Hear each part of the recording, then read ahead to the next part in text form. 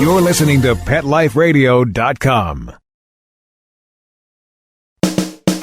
Welcome to Animal Rights on Pet Life Radio. It's your host, Tim Link, and I'm so glad you're joining us today. My special guest today is Russell Friedman. He's a co-author of the book, The Grief Recovery Handbook for Pet Loss. So we're going to be really interested in talking to Russell about the book, talking to him a little bit about his grief recovery methods and institute. So all about how we can get through those tough times that we all go through if we're animal lovers. So we're going to be excited to talk to Russell and learn a little bit more about some of the advice that he has. But before we do, have a special promotion.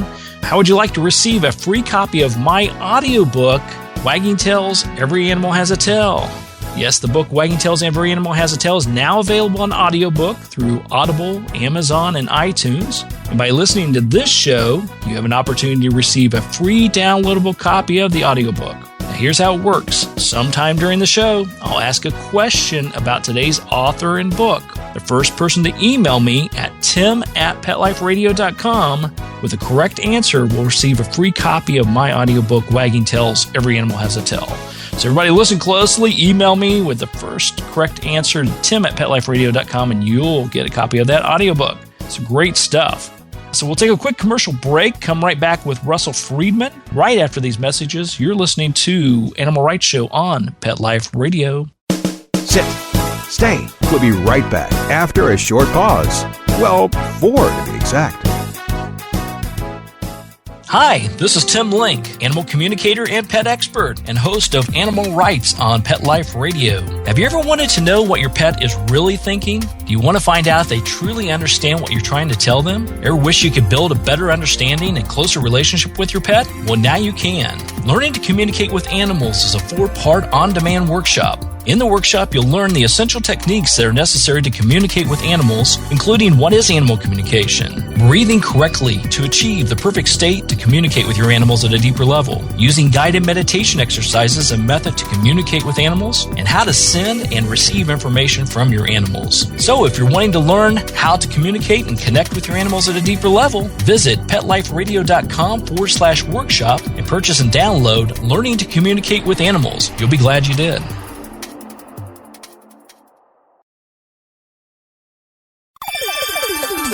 Let's Talk Pets on PetLifeRadio.com.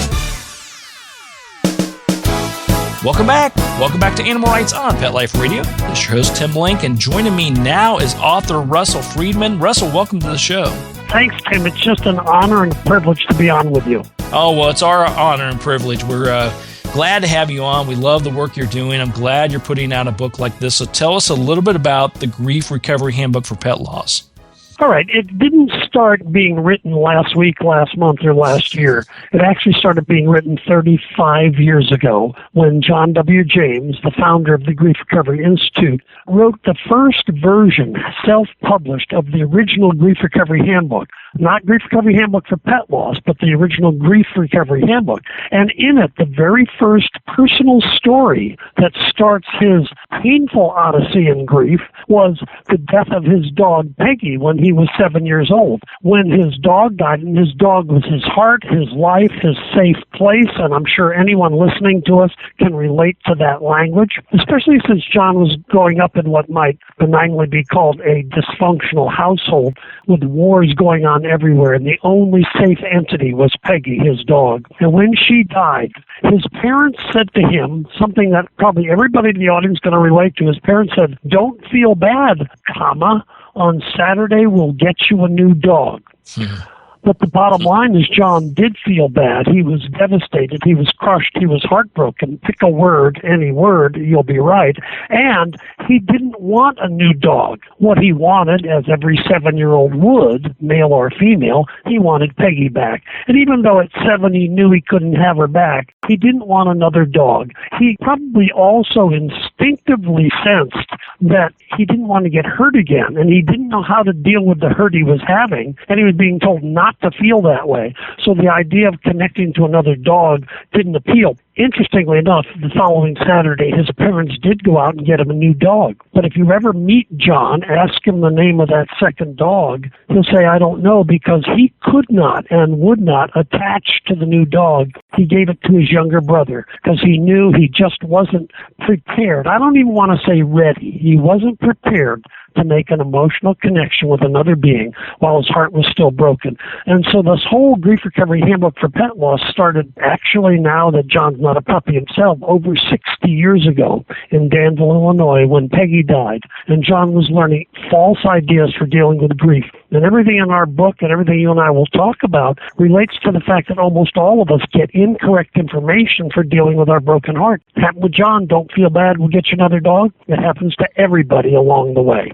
Absolutely. And parents out there, obviously his parents was trying to help him get over the loss of his dog, but perhaps didn't understand the true connection and true heart connection he had with Peggy, wouldn't you say? Absolutely. And I want to be real clear. I'm not here to attack John's parents or mine or yours or our church or society or culture. People pass on misinformation because it's all they have. If they had better information, they would pass it. And it's called a multi-generational pass-through of misinformation. It just comes down from generation to generation. And John's parents truly loved him. They just didn't know what else to say. In fact, when it happened, John was crying and his mother came down that morning when John discovered Peggy had died. And John's mother was a Midwesterner, stoic, okay? And she saw her son crying and she said to him, son, the leaves turn brown and fall to the ground and summer turns to winter. And John looks up through the veil of tears in his eyes, looking at his mother who has just given him a science lecture as a metaphor, which he doesn't understand. And so she was passing on all she knew about grief. She didn't have anything different or better to pass on to him. So when John got to be an adult and following the death of his father and the death of his younger brother and then the death of his son, and he had to piece together why he was struggling so hard with those losses, guess what it all traced back to? When Peggy died, don't feel bad.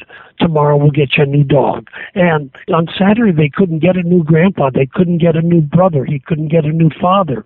So all that information about not feeling bad and replace the loss didn't work. And I want you to think, Tim, and everyone listening, that, in our society, 50% divorce rate, which is based on people have their first romantic breakup, usually when they're a teenager, and what's the first thing they hear? Don't feel bad, there are plenty of fish in the sea, which is another way of saying replace the loss. But you cannot replace a relationship with a person or with an animal. Every relationship that has ever happened on planet Earth is unique. There are no exceptions. And with an entity like a dog or a cat or a horse or even a rat, I had pet rats, which you can read about in the book. And baby mama was a very special pet, very unique, She would dry your feet. She would lick your feet after a shower. And she would sit on your shoulder and groom your hair. She was very special. So I don't care what the nature of the animal is. When our hearts are dedicated to an animal and get that reciprocal kind of unconditional love, when they die, our hearts are broken in a billion pieces. Absolutely, it's the same. So then when we talk about putting together the first book, the Grief Recovery Method and the Institute, et cetera, what was the epiphany? What came about when you guys sat down and said, hey, we ought to collect this information and focus more on pet loss for this particular book? Well, the truth is I've been here at the Grief Recovery Institute for 28 years, Tim, and often, really often, I'm here on a Saturday or Sunday writing articles or working on a new book because we now have 5 full books out there. And on Saturday when the phone rings, it's one of two things. It's either my wife calling to say, honey, what time are you coming home? You probably know that call. Or the other one is a grieving pet owner. I don't know why, Tim, but Saturday and Sunday must get incredibly lonely and isolated for grieving pet owners who have family, they have friends, they have spouses, but they feel so incredibly misunderstood. And so they call here on a Saturday or Sunday trying to find someone who not only can listen to them, but can talk to them them in a better way than their own people who are close to them. Because what they get is this. In fact, I'm sure you've scanned, if not read our book. And the opening page of the Grief Recovery Handbook for Pet Loss goes, don't feel bad, it was only ... where it could be only dog or cat or horse or iguana, whatever your pet was. Now, it's a horribly dismissive line that isolates the grieving pet owner from everyone else because they're saying it was only. Now, that's being said, I know you're an animal lover and a lover of people who love animals, so you know how dismissive that language to say it was only a dog. I mean, when it represents someone's heart. Now, on that same first page of the book, there's a very powerful sentence. And I want everybody to listen. Put on your seatbelts, folks. The sentence says, can you imagine if after your mother died, someone said, don't feel bad, it was only a woman? I mean, doesn't that sound cruel? Well, imagine, and I don't think you, Tim, or most of your audience will have to imagine how painful it is to be told after your pet dies, don't feel bad, it was only a dog or cat, horse, a parakeet or whatever. It's crippling, and it makes grievers avoid others because they feel so misunderstood. Absolutely. And I agree with you wholeheartedly. I guess it's sort of the method of what you've learned in the past. You're trying to give some comfort, but you're actually piling on with some discomfort, we'll say, because you're not really helping the situation out. Perfectly put. And, here's a way that we would state something similar. I'll piggyback on that. Grief is the normal and natural human emotional reaction to loss of any kind.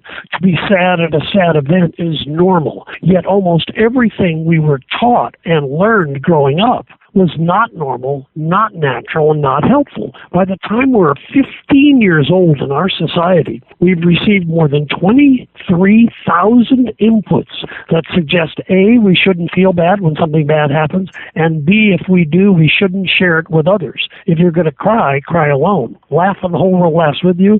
Cry and you cry alone. If you're going to cry, Tim, go to your room. So everything isolates us, and then on top of it, we're told we shouldn't be having feelings because it was only a dog.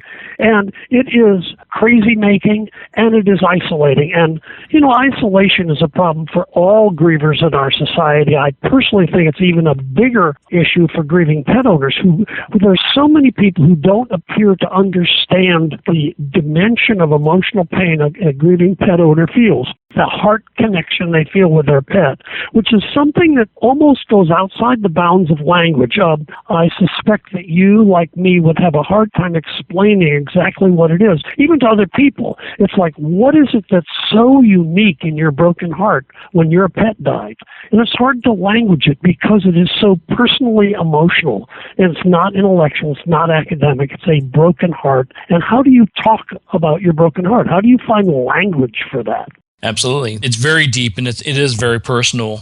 I noticed in the book also you talk about various stages of grieving. Maybe you can highlight just briefly on some of those stages or all the stages. And how does that compare or different, if there is any comparison or difference, between human grief, losing a human family member, friend, etc., and losing a pet?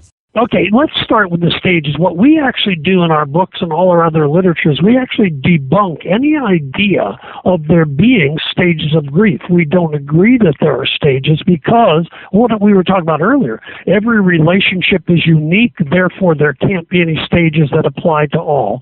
Everyone has their own individual and unique reaction. There is a cliche that we actually agree with. Most cliches we fight. This one we agree. And that is that everyone grieves in their own way and at their own pace.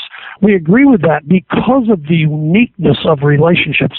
Pace is something we would argue with because we have a method that's outlined in the book where people can take a series of actions to help themselves discover and complete what's emotionally unfinished for them when their pet dies. And we can help them do a process of actions to help themselves feel different and better, even though we can't bring someone who has died back. Now, to the second part of your question, is there a real and tangible difference between the process of grief recovery or the grief recovery method as it relates to humans or relates to animals? And the answer, capital no, N-O, no. The actions that we need to take to get emotionally complete with a human who has died are the same actions we need to take with our pet who has died. The only real difference that happens is this.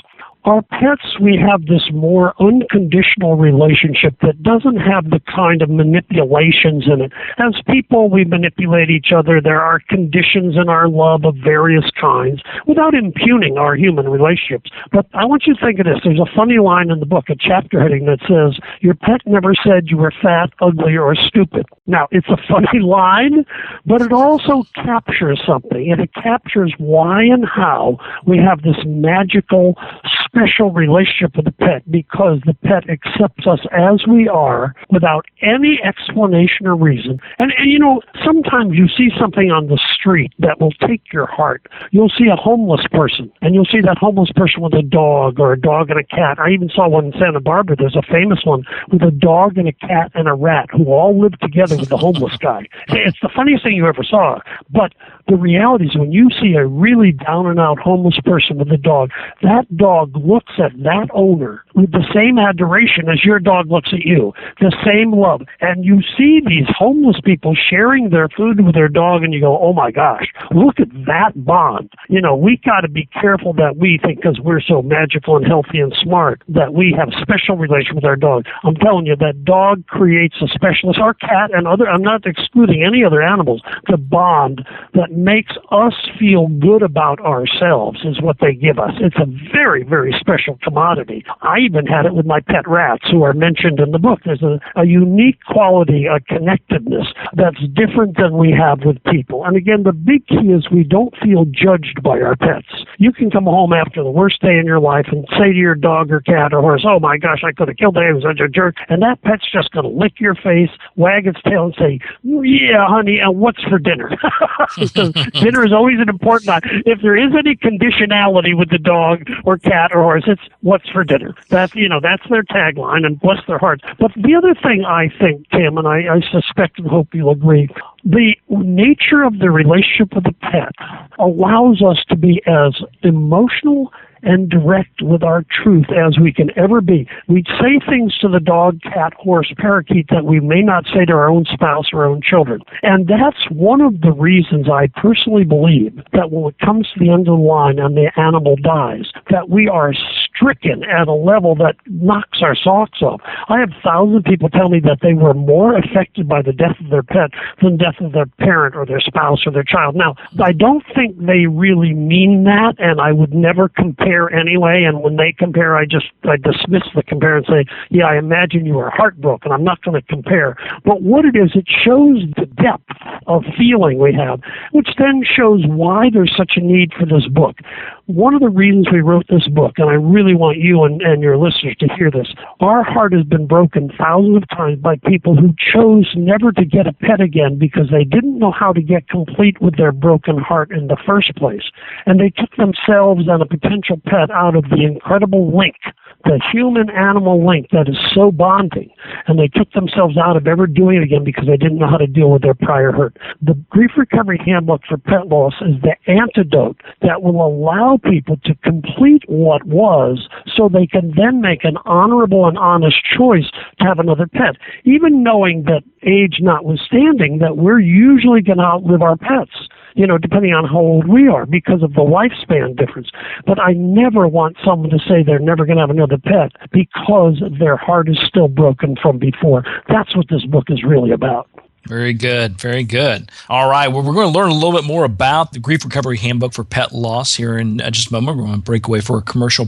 We'll continue our conversation with Russell Friedman right after these messages. You're listening to Animal Rights on Pet Life Radio. Sit. Stay. We'll be right back after a short pause. Well, 4 to be exact.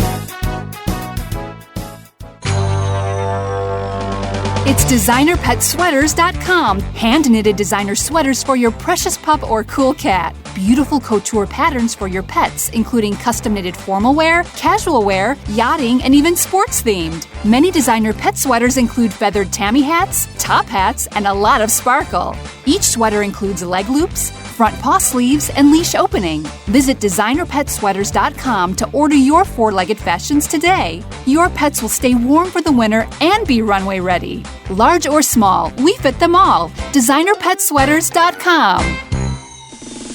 Hi, Hi, I'm Dana Humphrey, also known as the Pet Lady. I travel from coast to coast to pet trade shows and consumer events to scout out what the hottest, hippest, and most unique pet products are on the planet, bringing you tips and tricks from top veterinarians, groomers, trainers on how to safely travel and live happily with your pets. The Pet Lady will be in a city near you, showing off the latest and greatest tech pet gadgets, cozy comforts, and fab gift ideas for man's and woman's best friend. You can learn more at thepetLady.net or connect socially and tweet with me at PetLadyWorld.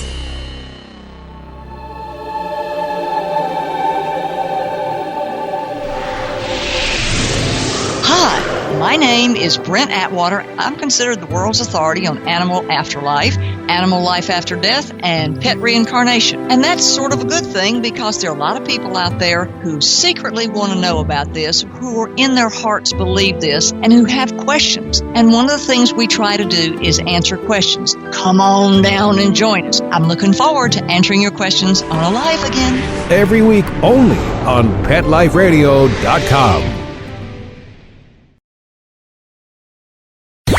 Let's talk pets. Let's talk pets On Pet Life Radio. Pet Life Radio. PetLifeRadio.com.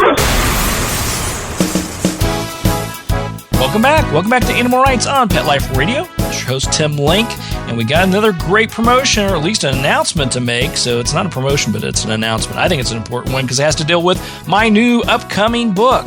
Yes, my book, Talking with Dogs and Cats, Join the Conversation to Improve Behavior and Bond with Your Animals, is now available for pre-order on Amazon and Barnes & Noble. So everybody go take a look at Talking with Dogs and Cats by Tim Link. It's going to be great. The book will come out on the shelves in June, but you can get your pre-order, get it early. There may be some discounts too. We all like that. So everybody check it out. It's Talking with Dogs and Cats by Tim Link. Continue our conversation with Russell Friedman about his latest book, The Grief Recovery Handbook for Pet Loss. Now, Russell, tell us a little bit about the writing process of the book. How did you come about putting that all together, doing the research, putting the topics together so it flowed in the wonderful nature it does? I'm going to answer that, but first I'm going to say as soon as we finish here today, I'm going to pre-order your book because I'm really interested in your book. I am sold, and I hope everyone else is too because your topic is fabulous. It's different than ours, but fabulous. So I want to help you out too, and I'm going to go read it and love it. I know in advance I'll love it. Very good. It's interesting. Your question about how this book came to be written is fascinating because in a way it writes itself. Remember I talked about being here in the office on a Saturday or Sunday, and if it wasn't my wife calling, it was a grieving pet owner. And in every one of those calls where I could give someone two things, give them hope that recovery was possible, and give them a series or set of actions they could take to achieve it. Every one of the calls was successful, but what I had to fight off was something really interesting. A lot of these people wanted to recite a litany of all the horrible things that happen at the vet's office and the treatment and non-treatment and the costs and blah, blah, blah, blah, blah. All of those details have meaning and value, but they have limited meaning and value compared to the real issue is your relationship with the pet who died as opposed to your relationship with the vet or the cost or the vet tech or the friends and family who haven't known what to say. So my job is to drive people back to their heart-to-heart relationship with the animal who died, not the ancillary things around it. As I'm sure you've heard, not only in the pet world, but in the human-on-human world, you've heard people will tell just a horrific story over and over of what happened, but don't have any ability to complete it, so they live in a loop of pain. Kind of like a hamster on a wheel, if you'll excuse that, going round and round. And our job in grief recovery is to help people get off that loop and move towards recovery so that they can have a life of meaning and value, even though their life is devastated by the loss. So they can remember their animal, their pet, the way they knew them in life, not only as they knew them in death, and to be able to have a life of meaning and value. And one of the key issues relates to something we've been teaching people for a long time in both the human side of this and the animal side, quite often we get stuck on a very painful image. And in the animal world, where it's sadly highly possible that a dog or cat will get killed by a car or by coyotes if it's a small pet and all that kind of thing, sometimes the imagery at the end of the animal's life is really grotesque, very hard to accommodate. And I've known people to get stuck on that image. And in both the Grief Recovery Handbook and the Grief Recovery Handbook for Pet Loss, there is a little essay called Stuck on a Painful Image, which helps people get the needle out of the groove so they stop repeating the story over and over of the pain, which reignites the pain and gets them off of that into the relationship with the pet. And so it's a very important detail, especially with pet owners who are often stuck on a very, very hard image. And it is hard. And what happens is by helping someone go over their whole relationship with the pet, not just the ending, it gets them back to their full relationship, the good, the bad, and sometimes the ugly, because the endings sometimes are ugly. And, it isn't just an accident. Sometimes cancers, as we know, are just devastating to the body of an animal or a human. And the images of that we carry forward are very hard on our hearts and souls. And again, our job is to get people back to their essential relationship with the pet, not their relationship to the ending. And this is one of the traps. A lot of times people say it's good to talk about your grief. And we say, talking about grief makes you good at talking about grief. There's no recovery in that. So my job is always to move people towards the actions of recovery that will help them complete what's unfinished. And now, I know I keep saying that, so let me put a face on that. With all our relationships, especially with animals and, of course, with people, there are always things we wish had happened differently, better, or more. And there are always unrealized hopes, dreams, and expectations about the future. And even though we know most of our domesticated animals have a shorter lifespan than us, we never get enough. How do you ever get enough, Tim, of someone you love or something you love? You don't. Right. So no matter what, we want more. And almost always, our relationships with our pets are exclusively good. We don't have the kind of thing like you have with an alcoholic parent or brother. You don't have the argumentative stuff. Although some dogs are kind of funky and will eat your shoes if you leave them alone. They're all that. But that's kind of fun and silly at some level. But the pet really is a harbor of good things, of fond memories, of getting you through rough times, of giving you someone to talk to who won't judge you. And so, I know that's kind of repetitive here, but it's one of the keys to the amount of feeling people have. And everything we do is aimed at helping people complete those things so they can say goodbye to the physical being who's no longer alive and still maintain the powerful emotional and spiritual relationship we have as long as we're alive to that individual, unique animal, okay? So we're preserving something valuable, and then what we're kind of letting go of is the pain part that's associated with the physical ending. Okay. Does that make some sense, Tim? Yeah, absolutely. Absolutely. And I think it's good advice. It's very straightforward. It's very heartfelt to a degree, but it basically gives you the steps that you need. When you lose a pet, yes, you want kind shoulders, you want kind words, but more importantly, you want to be able to deal with it. You want to be able to figure it out. You want to be able to get through your grieving process, whatever that process is. And you're giving us some good steps and some good methods to be able to understand that better and to help us recover. So, great stuff. Thank you for that. And what I like best about our book, and I don't mean to be braggadocio, but it's written in a very kind of over-the-back fence method. Like if you and I were neighbors and I'm just talking to you and I happen to know something about this stuff, it's not textbooky. It's very accessible. That a process or method is outlined. It's very chatty in a way that says, doesn't make a position of intellect because grief is a pure emotional reaction. So it really addresses the broken heart as the primary issue that we're dealing with, and doesn't try to put it in the head or intellect, and doesn't move it into the spiritual realm. We think the spiritual aspect of what we do is a result of doing the emotional work. We get a new spiritual basis, regardless of how you perceive your own spirituality. Absolutely. That makes sense. I like it. I like it a lot, and that's really good. It's an important book to have. Everybody want to pick up a copy of the book, The Grief Recovery Handbook for Pet Loss. Russell, where can people find out more about the book, your events, and also find out a little bit more about the Grief Recovery Institute and method? Absolutely. Our website is griefrecoverymethod.com, and there's all kinds of articles that we've written over the many years, hundreds of articles that will help, and information about the book. Of course, the book is also on Amazon.com and BarnesandNoble.com, and is in many, many bookstores and libraries. John and I, my partner John James, the founder, we purchased and donated several thousand copies of the book to donate to libraries all over the country, because we don't ever want people to say money kept them from recovery. We don't care about money. I mean, selling books is nice, it's good, and everybody should have one, and I think the hotel should put one in every drawer at the hotel also. But to be humorous here, but not really. But every library should have one, so anybody with a need can get in there, see these actions, and take them, and never have to spend any money. Our job is to give people hope and recovery. Money is secondary to us. So, and I want your listeners to hear that, and they can always contact us, go on the website, and send an email. I will get it. I will answer it. If they have any questions about anything they've heard you and me say, they can send me a direct email at rfriedman@griefrecoverymethod.com, and I will answer it, because if your heart's broken, I'm here to help you. That's very nice. I love it, Russell. That's great. Everybody go to the website, griefrecoverymethod.com. Check it out. Pick up a copy of the book, and that's big kudos to you guys and getting it into the libraries and helping people out. Unfortunately, we all deal with it. Us pet lovers, we definitely deal with it, and it's good advice and a good resource to go to help you through it. So big kudos for the great job that you and John put together on the book. Thanks, Tim. And I'm going on, and I want all your listeners to go out and get your book, too. They get a package deal, get yours and mine. Maybe they get free shipping. There you go. Hit them up. There we go. Great. I love it. Russell, thanks so much for coming on the show. Everybody pick up a copy of the Grief Recovery Handbook for Pet Loss. Russell Friedman and Cole James, John W. James. Great stuff. Very important stuff. Everybody pick up a copy of that. And Russell, thanks once again for coming on to Animal Rights on Pet Life Radio.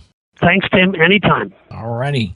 Well, we're coming to the end of the show today. I want to thank everybody for listening to Animal Rights on Pet Life Radio. Also like to thank our sponsors and producers for making the show possible. To find out more about me, Tim Link, and the other guests I've interviewed on the Animal Rights Show, you can visit PetLifeRadio.com and click on the Animal Rights icon, download the episodes, and listen to your heart's content. And while you're there, make sure you check out all the other wonderful hosts and shows on Pet Life Radio. That's PetLifeRadio.com. If you have any questions, comments, or ideas for the show, please email me. You can email me at tim@petliferadio.com. I'll be glad to answer your questions, entertain your comments, and bring on the people you want to hear from most. Also, here's your chance to win a copy of my audiobook, Wagging Tails, Every Animal Has a Tail.